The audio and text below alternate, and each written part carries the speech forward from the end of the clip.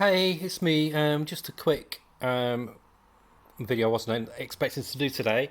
Basically, I've had my weekly comics delivered a few days early. Normally they come nearer the weekend, but they've come today, which I'm really pleased about. And a big shout out to my favourite online comic shop, Comic Biz. Really, really reasonable. If you buy five, you get so the prices look expensive initially, but then when you buy five or more, they take 20% off the total, free shipping, and they all come bagged and boarded as well. So as I mentioned ages ago, I've cut down how many comics I get now. Try and keep it down to five comics a week. So this week's batch. I have ordered a back issue as well within these five issues because I forgot that this series was out. So now the reason it's open, I did record this a few minutes ago, but I ran out of battery, so I've had to delete a load of stuff from my phone to free up space. So hopefully there'll be no hitches this time. So I've got to act like I'm surprised, like, oh wow, I've just opened the box. So there we go. So the first one is Dead Boy Detectives, number one. And I was promising myself not to laugh this time, but I'm going to. And it's by Pornsack. I mean, come on. No. If you had that name, you would change it, wouldn't you? Hi, I'm Pornsack. So this oh. It'd be like me being called Mandy Scrotum. So Pornsack picture showed. I think they did a series for Image a while ago, a haunted house series, but set in modern day and about very cleverly blended racism into it as well. It was very, very good series, but I can't remember what it's called for the life of me. But I did have it. I think it's called Infidel. I think that was it. And an art by Jeff Stockley and Miguel Muerto. Um, and it's a Dead Boy Detectives from the Sandman universe. So they've had a few series out. It spun out of the Sandman comic. And I think some reviewers are expecting something more from it. They're expecting something more what passes for horror in America, where it's more in your face, where subtlety can be thrown in the bin sometimes. Where if there's not enough blood and guts, then it can't be horror. Well, this comes from this was created by Neil Gaiman, and he's a big fan of people like M.R. James and other British horror writers of that period, Sir Arthur Conan Doyle, where British horror a lot of times is more supernatural in mood, and it deals with more atmosphere and suggestion. It doesn't always have to have a big reveal, and this is what I don't know what my hand was doing then.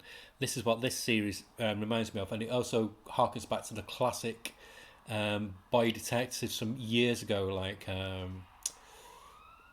the Enid Blyton ones, and there's also been I think it was a Swedish one or something like that, who was a boy detective. So that's what it's encapsulating. It's not a pure horror comic. It's quite a number of different tropes, and I think if you're not used to that, then it can lessen the impact of the comic.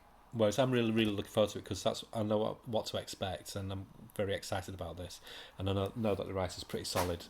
So I got the first one, and I got the second one, and the covers are just brilliant as well. I'm so pleased they're carrying on with characters from Sandman Universe. There's a Nightmare Country one, Volume 2 coming out soon, which I'll be picking up. And then still on the horror genre, but this is more your classic style of horror. This is Year Zero, Volume 0. This is number 4 of 5. And this is written by Daniel Kraus. The previous two books were written by, I've forgotten his name, the guy who writes Wolverine and X-Force now, and he did a stint on Green Arrow years ago. No, my brain farts, my name's gone. But anyway, this is set before those two volumes, 1 and 2, which I did do a little video on recommending those. So this is like the genesis of it all, but before it all really blew up. And it's a very, very solid story. And again, like the previous series, it jumps about from country to country, so it's always got something different on each page. There's never really a lull in the story. So highly recommended. And if you've not got the comics, the trade will be coming out because they release the trades really quickly, and they're normally only $9.99. And then the finest DC comic around in years is Detective Comics by Ram V. Ram V. This is how Batman should be just in my opinion, I mean, opinions are a dime a dozen, aren't they? So many people have different opinions. I'm not saying my opinion is gospel and it's right, but personal preference. This is my kind of Batman. I like a Batman where the detective storyline and the atmosphere and the mystery is pushed to the front. I don't like it when they try and make Batman more superhero or more thrown him into like a science fiction setting, or say with the Justice League, because at the end of the day he's got no powers. He is a vigilante. He is a detective first and foremost. He's a tactician. You know, that's his power. The biggest power is his brain, and this is what Ram V delves into. It's the same kind of buzz I got when Doug Monk and Kelly Jones did their run on Batman, which was amazing, and The Shadow of the Bat by Alan Grant and Noam Brayfogle. It's pure stripped down Batman with an air of mystery, slight gothic elements. It's just fantastic. It gives me the same kind of buzz I used to get when I used to read Swamp Thing back in the 80s. It's on that part. It's the writing is lyrical and the artwork is amazing. He's really got a great team. Who'd have thought that Albuquerque and Reese would work well together doing alternate pages, but it does it work so well. And Danny Miki is an amazing inker. So, and amazing covers as well. One of the best comics out there this year. Highly, highly recommend it. And lastly, unfortunately, the bag and board that came in was a bit destroyed, but the comic, fortunately, is fine. And that's Junkyard Joe. Probably my favourite comic last year, and probably will be, if not my favourite, it'll be in the top 5 of this year again. That's Junkyard Joe. This is number 4. I've been singing its praises on a number of episodes, and it's just amazing. Part of the Geiger universe. It ends with number 6. So, nice quality comic as well. Sturdy cardstock cover. I don't want it to end. I'm loving it. I'm really enjoying it. But there will be another series coming out from the Geiger universe, and I think the next one is by Brian Hitch. So look forward to that. I could be wrong, but I'm sure it is him next. But yeah, solid comic. Perfect art, perfect writing. One of the best comics out there. I know some people have problems with Geoff Johns. Get rid of your prejudices. That's all I can say.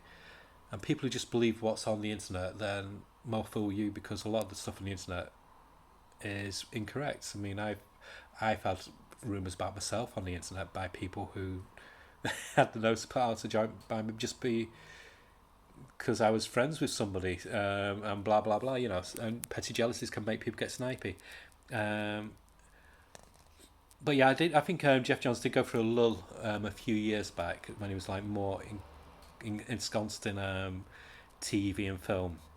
But now that that's by the wayside, his writing has come back so solid. It's on par, if not, it's actually stronger than his run on Green Arrow, Green Lantern, and The Flash. It's I just view Doomsday Clock as a blip. I think he's working things through in that comic, but this is just perfection. One of the best comics I've read in the past 2 years. So yeah, Junkyard Joe, highly recommended. So that's it. There should be another video being posted today of me going through the number ones that are coming out in April from all the comic companies, including Marvel, DC, and Image, because I had to scrap the previous video because it was out of sync. It was shot at a funny angle, so I looked weird. It just wasn't working. It sounded like I was a badly dubbed Asian Hong Kong action movie because my lips were moving and no words coming out, and then my words came out a few seconds later. But that'll be being posted up today as well. So thanks for watching, and I shall see you soon. There will be the long-awaited Patience review coming out as well in the next few days. Okay, bye.